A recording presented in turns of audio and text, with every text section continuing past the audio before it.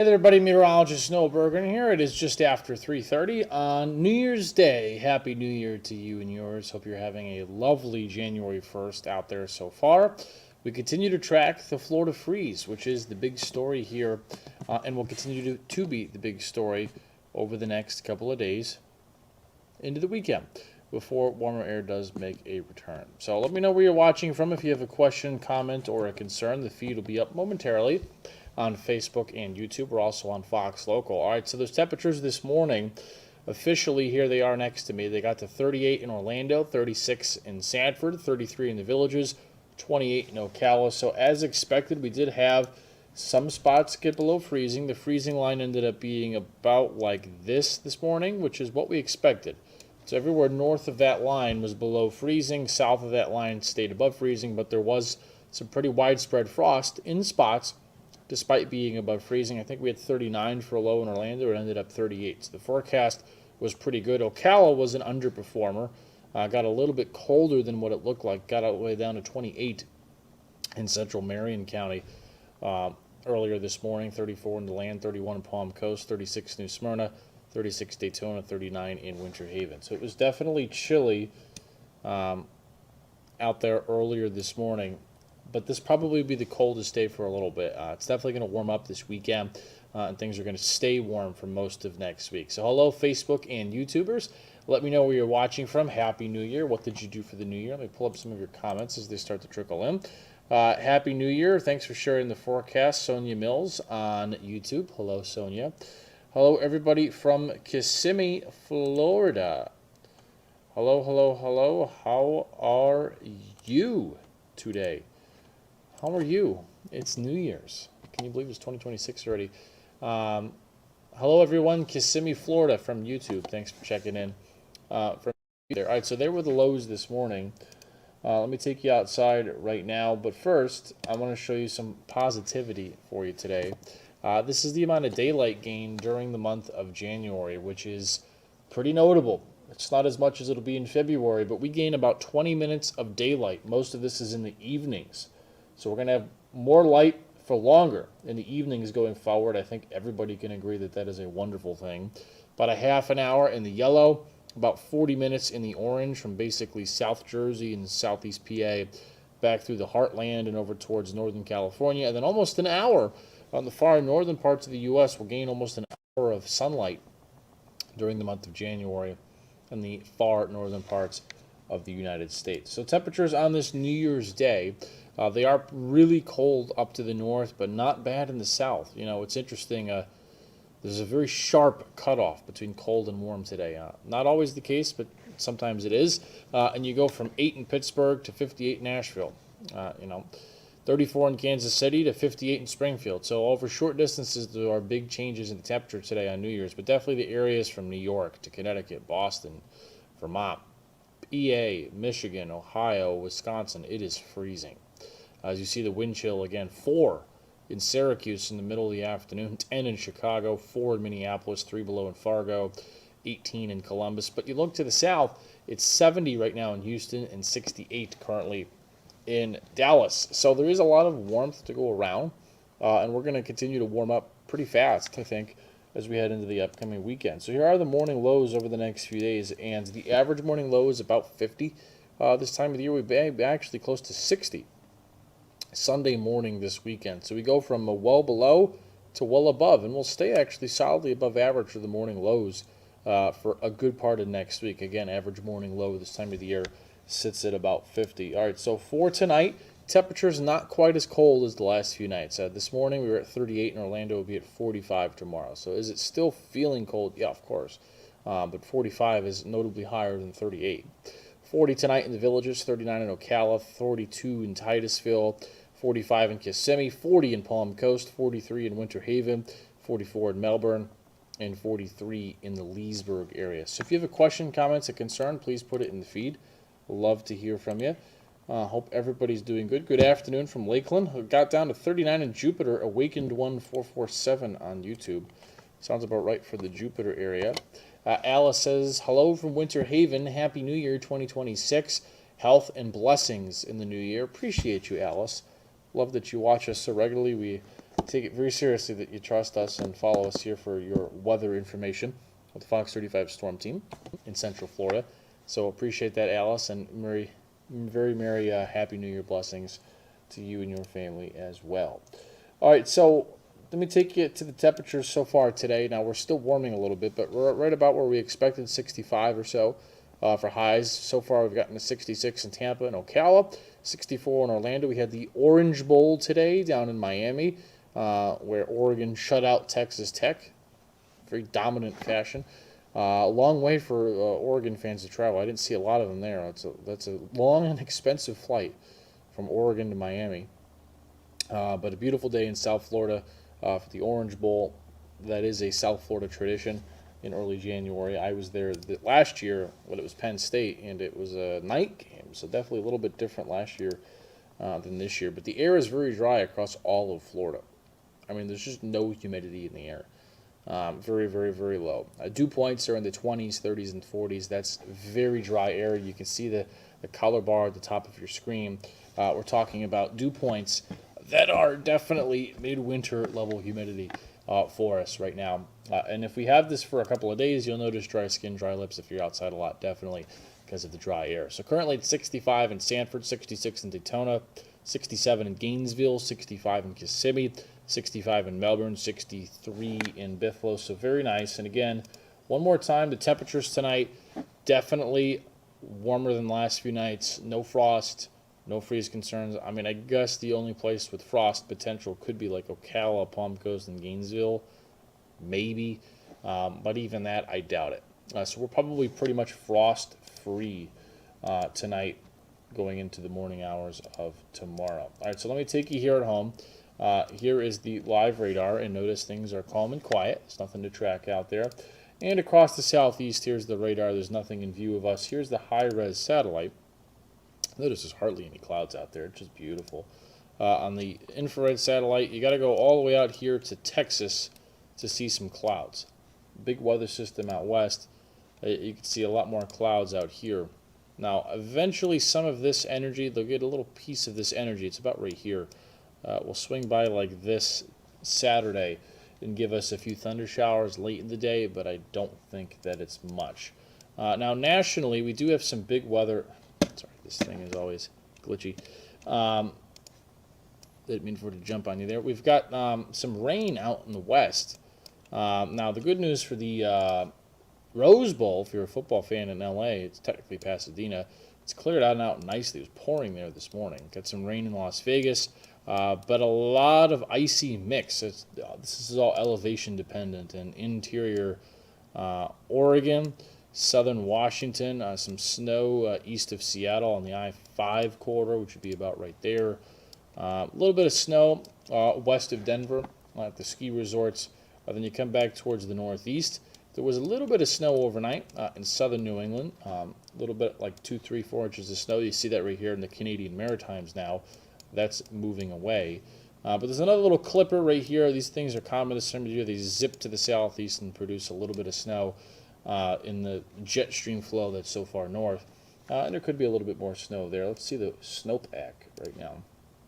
Yeah, look at that. Pretty decent snowpack out there right now across the northern U.S. In fact, you can see parts of Connecticut now. 3 inches of snow. Some parts of upstate New York, 20.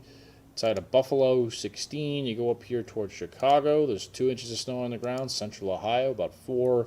Western PA, about 3. Over towards Minneapolis, it's about 8.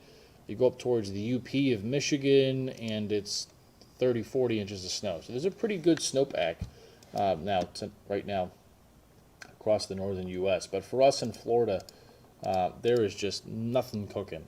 And other than maybe some clouds and maybe some thunderstorms in our northern counties Saturday evening, I don't really see any weather to be tracking. I mean, it's just weather. I mean, and I mean that in terms of it's just super quiet. I mean, even though in winter we normally get some fronts in rain, it's just been really quiet. I don't think that'll last all of January. I think the end of January will be a lot more active here. But there's just really nothing big to look at other than sunshine, which is fine with me for plans. But in terms of rain, we definitely could use a little bit of rain.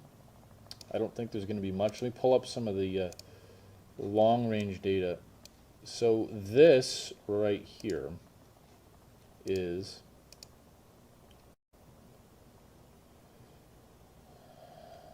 one second, let me pull this up. So this is the, here we go. So this right here is the rain anomaly from the European model through the middle of February, so through Daytona 500 weekend, February 16th actually. And notice all of the brown over Florida and the southeast. So this is the departure from normal from now through the middle of February. And let me remind you, the average rain in January and through early February for this same period is probably like 1.25 inches, 1.5 inches.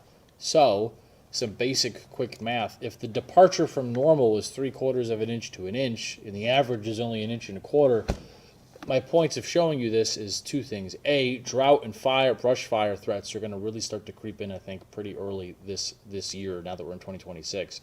Normally, it would be an early to mid-spring thing for us here. It might even be a late winter thing starting this year in terms of brush fire, because we're in La Nina. That almost always exclusively means it's dry. And we had such a dry end of the fall, especially with the lack of hurricane activity.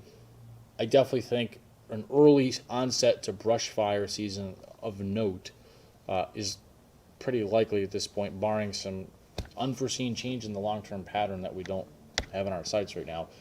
So brush fire threat A. But B, notice the numbers here. We'll just look over the Space Coast. Negative 0.96. Yeah, so we're an inch below average. If the average rain in January is 1.3, that means there's only 1/4 of an inch of rain in the next, how many days is this? 46 days from today. So my point here is that it does not look very wet and rainy overall. At least this is a blend of all the models. There are some that try to give some more active fronts here at the end of the month. The position where they track, we would see. So that's the European model rain through the next 46 days. Here's the GFS. It only goes out 35 days. This is through February 4th. Let me make this bigger. So pretty similar, where you see all the brown. This is through this is the 35-day anomaly. You see it right there. I'll zoom it in for you. 35-day anomaly, and this goes out through February 4th. Or technically, this is February 3rd in the evening, but very dry over Florida, the Gulf Coast. I don't think there's going to be snow this year in Florida or in the Gulf Coast like last year. I have seen. Look, weather is such a saturated medium in the social sense now. There's every person and their uncle has a weather page, and even some credible degree meteorologists are, they deal more in the let's make things to get clicks and rather reality. The point is, I've seen some people, if you follow a lot of weather sources online, there's some saying that there's a good chance of snow again in the deep south this winter. I don't see it. I have no idea what they're looking at. It's not really a setup this winter like last winter to get snow into the I-10 corridor, the Panhandle of Florida, New Orleans, South Georgia. There's nothing I see of credible sources that suggest that in the data. And my other point to bringing that up is that it's kind of the opposite pattern of last winter. This time last year, it was clear that there would be an active storm track, a wetter than normal period through February. With cold air around. This year, it's kind of opposite. You see all the green, that's above average precip, which is from Little Rock to Nashville to Memphis to Paducah to Louisville over to St. Louis, the lower Ohio Valley. So that's where all the weather is. And then in the Florida and the Gulf Coast, it's very dry. So the point is, I think the next several weeks are well drier than average. I do think there'll be at least 1 or 2 opportunities for a big cold front with some thunderstorms at the end of February, the last second half of the month. But do those fronts produce more storms in central Georgia than central Florida? We'll have to wait and see. Here's the control model, which interestingly, so this is the essentially it's just one single model of the American model rain totals through February 4th.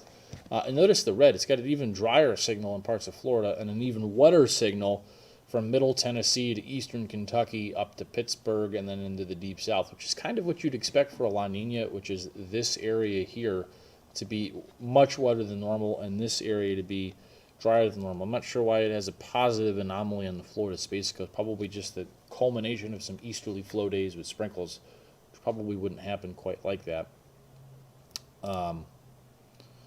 So here is the rain total anomaly. Let's see. Oh, this is the wrong model. Give me 1 second. So let's go to the seasonal. So this came out in December, so we'll get a new one here soon. So here's the outlook for January, which again is really what you'd expect. This is a more easy to interpret version. Move this to the eastern U.S. Oh, no, just leave it on the whole U.S. So the brown is below average rain and the green is above. And notice for the month of January 2026, dry. That's the idea in Florida. February, dry. March, dry. April, dry. And then May, it starts to flip. June, it flips. So if this ends up being correct, where January, February, and March are so significantly drier than average, we're going to have a real notable, at some point, stretch of time where we've got red flag warnings and burn bans and brush fires to report on. That's just how it'll happen. We don't. Every spring is different. You know, some years it goes by, there's enough rain in winter, we don't really have a notable brush fire season. It's not really a big deal. And then once every several springs, we get a kind of a headline-making spring of brush fire threats in Central Florida. Again, it's just all tied to the late fall and winter rain totals, which this winter is looking still very, very, very, very, very dry. So that's just the idea. And here is the European model. There's our front. You see that? Let me bring it towards Florida. Here's our front for the weekend. I'll show you that in a second. And then after that, I mean, there's just really not a lot of rain. There's nothing. This is January 13th. There's still hardly anything. So let me know where you're watching from. If you have a question, comment, or a concern, Happy New Year to you and yours. Watching from South Mississippi. Hello, hello. How are you? Y'all making it snow? Let it snow, says CJ CK. If I could make it snow for you or control the weather, I would. Sadly, I don't have that superpower yet. Hello, Isabella, watching from Fort Myers, Florida. Happy New Year's. Well, Happy New Year's to you too, Isabella. We appreciate you watching. Thank you, thank you. Happy New Year from Lakeland, Florida, Nitsa. Hello from Winter Haven. Hello, everybody. How are you? Mary Ratton, 1557. Hello from Winter Haven. Your broadcasts are great. Well, we appreciate you watching, Fox 35 Storm Team. We hope you continue to, and tell your friends. That would be excellent. So, yeah, let me show you the only chance for rain here in really the next, I don't know, while is Saturday night. So here's the Fox model. We're clear tonight. Now, tomorrow, it'll get a little bit cloudier. Notice here's 3 o'clock tomorrow. There's a lot of clouds over the Florida Peninsula. We'll go back to today. There's not a cloud anywhere. So the difference tomorrow is it gets a little cloudier. Then going into Saturday, I don't buy the model showing showers like this in the middle of the day. Not this widespread. And what I'm saying is, see these showers right here?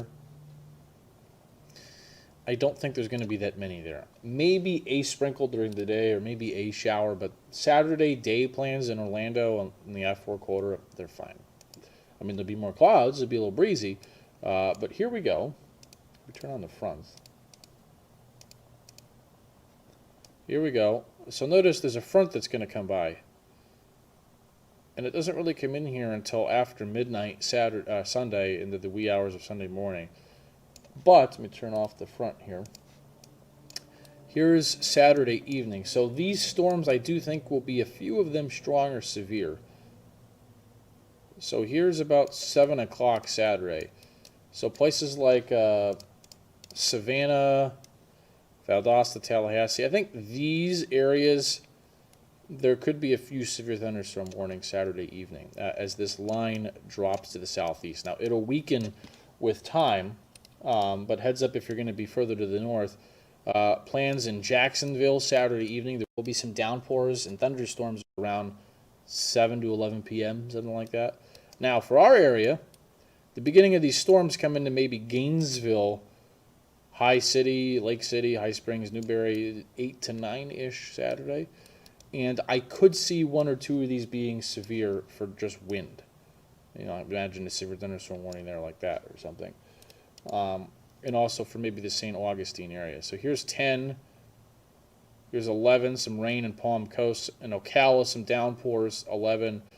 Now the storms will weaken as they move south. They will weaken as they move south. Here's 11:30 Saturday.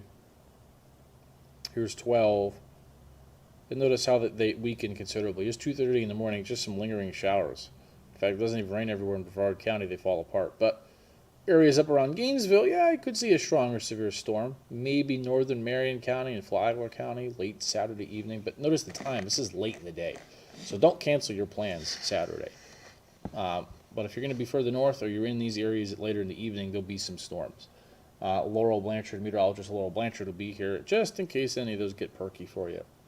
She'll be watching the radars for you. Then Sunday, we should clear out, but we'll have east flow that develops. And remember what I told you last week. Anytime there is east flow into Florida in winter, you're going to get clouds and some sprinkles that try to come in offshore. And that's mainly for the East Coast beaches. So essentially anywhere on the I-95 corridor, Sunday, Monday, and kind of into Tuesday next week, some clouds and maybe a few sprinkles that come in, but it's nothing really that major. So that's the weather. Happy New Year. Happy New Year to you and yours. It's not going to be as cold tonight. I've got to go get ready for the News Edge at 5, 6, 10, and 11, and I've got to do some recordings. I've actually got to make the forecast graphics and get some new things made for you today. But in terms of the temperatures over the next few, I'll leave you with this. Appreciate all of you watching on Facebook, YouTube, and Fox Local on our Weather Plus stream every day here for you at 3:30. So Happy New Year to you and yours. Have a blessed evening. Stay safe. Have a great weekend, and I'll see you with much more tonight on Fox 35. Have a good evening.